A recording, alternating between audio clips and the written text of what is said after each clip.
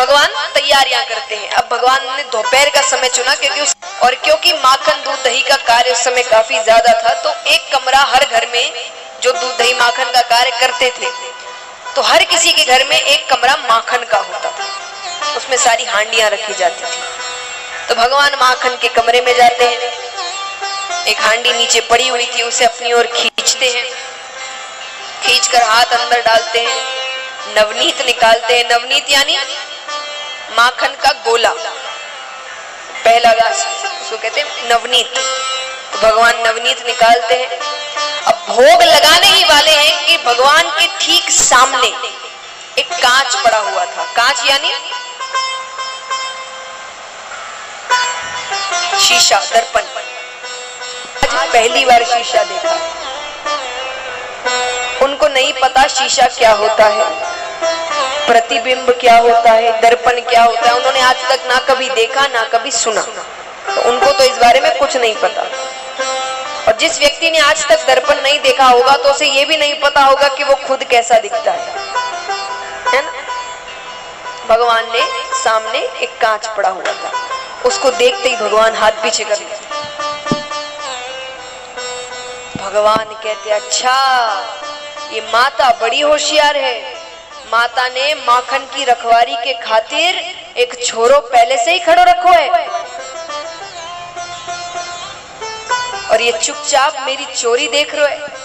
अब ये मैया से जाकर कहेगो कि मैया कन्हैया चोरी करे। तो भगवान अपने प्रतिबिंब से बातें कर रहे हैं।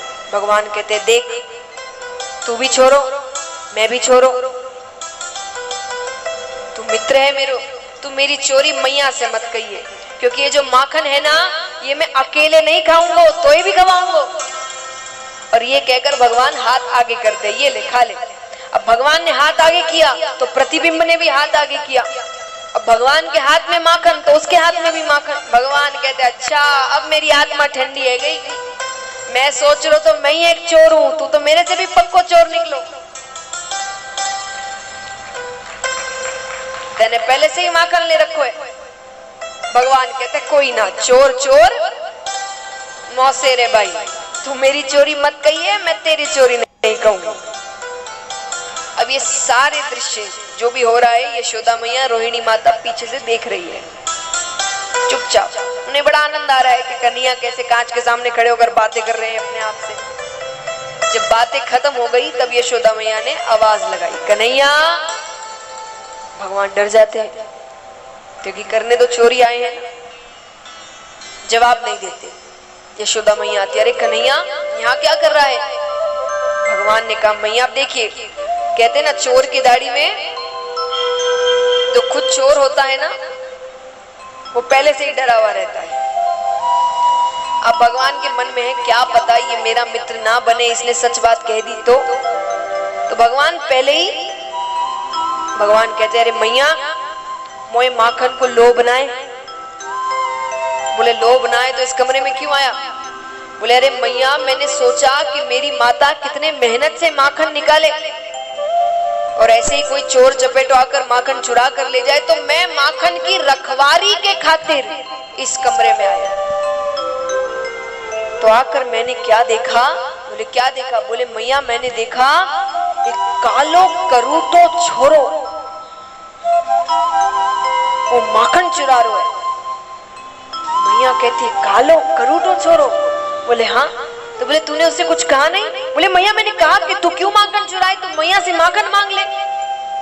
बोले तो उसने क्या किया? बोले मैया मैंने इतना समझाया, पर वो कालो करूटो छोरो, मैं नंदराय को छोरो, यो मेरो घर है और मेरे घर में वो मोया आग दिखाए।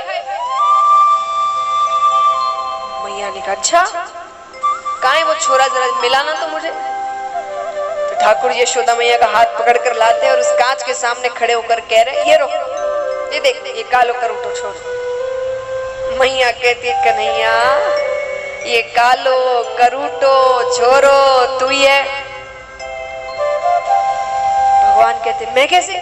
अरे मैया कहती इसे शीशा कहते, दर्पण है, इसमें हम अपना ही प्रतिबिंब देखते हैं। चल तूने अपने आप को कभी नहीं देखा, तू डर रहा होगा।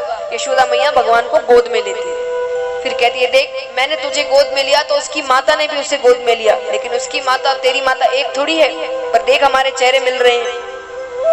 भगवान कहते हाँ, तो बोले अरे इसको दर्पण कहते हैं, इसमें हम अपने आप को ही देखते हैं।